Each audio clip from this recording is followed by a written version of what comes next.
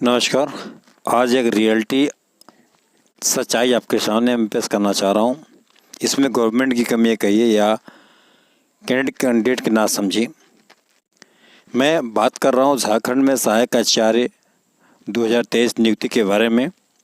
झारखंड कर्मचारी चयन आयोग ने झारखंड प्रारंभिक विद्यालय प्रशिक्षित सहायक आचार्य संयुक्त परीक्षा 2023 का आयोजन कर रही है।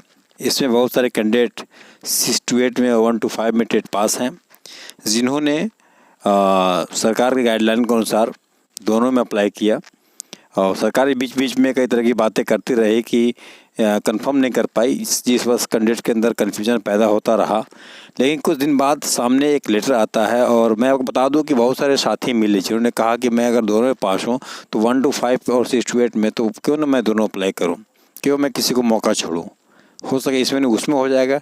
और सैलरी का डिफरेंस भी है, 1 to 5 में कुछ और है, 6 to 8 में कुछ और है। तो ये बातें ही लेकर के मैं सामने आया हूँ कि लेकिन आपको ये पता होना चाहिए कि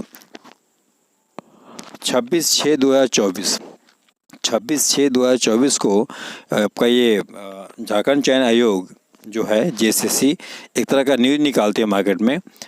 तो मैं आपको बताना चाहता हूँ कि झारखंड प्रारंभिक विद्यालय प्रशिक्षित सहायक आचार्य संयुक्त परीक्षा 2023 की परीक्षा विवरणी की कंडिका 13/7 में निम्नांकित प्रावधान अंकित है।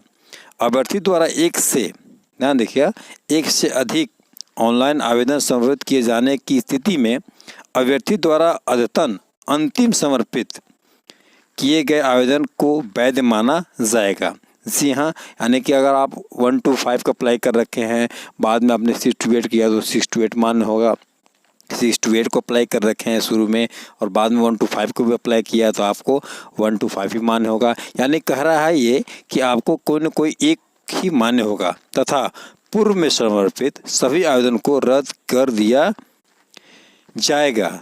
देखिए, कर दिया जाएगा तथा संबंधित रद्द आवेदनों का परीक्षा शुल्क अप्रतिदेय होगा, यानी शुल्क भी वापस नहीं होगा और रद्द कर दिया जाएगा।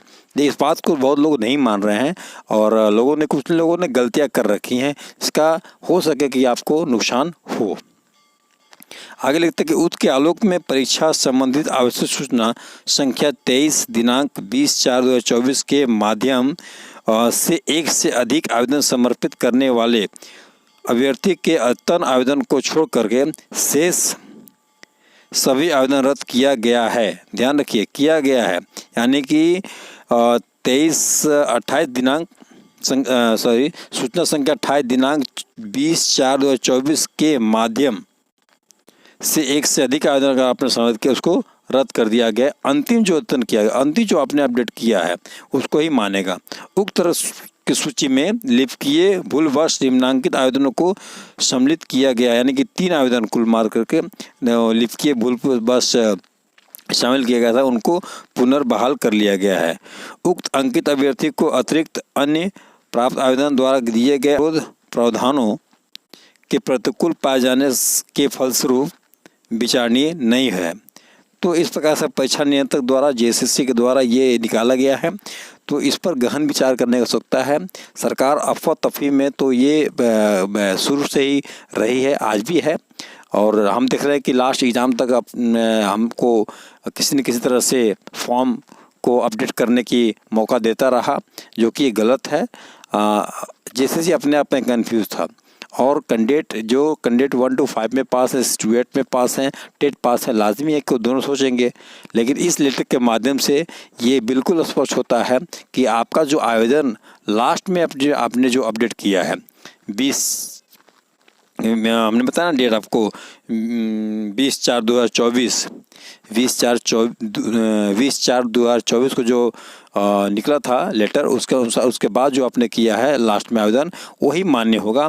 बाकी अगर आपने कर रखा है तो आपको नहीं मान्य होगा। देखिए, इसमें नुकसान क्या होगा। 1 to 5 में किसी का पेपर बढ़िया गया है, 6 to 8 में परीक्षा बढ़िया जा सकता है। अब आप तो दोनों पास हो सकते हैं, लेकिन अगर 1 to 5 में पेपर अच्छा गया और 6 to 8 पेपर नहीं गया अच्छा और आपने लास्ट में 6 to 8 को अपडेट किया है तो नुकसान तो हो सकता है। अभी इनका कहना है कि हम रद्द कर देंगे, रद्द कर दिया गया है, तो कहीं न कहीं नुकसान तो डायरेक्ट आपको होगा, हमको होगा, यानी कैंडिडेट को होगा। तो आशित वर्ल्ड आप सभी को ये बातें बताना चाहा, एक प्रमाण के रूप में सामने आपकी स्क्रीन पर लेटर का जो जेसीसी द्वारा जारी किया उसका कट भी दौड़ रहा है। आप देख सकते हैं ये बात बिल्कुल सत्य है कि जेसीसी ने इस तरह का फरमान निकाला है, तो इस बात को ध्यान रखा जाए।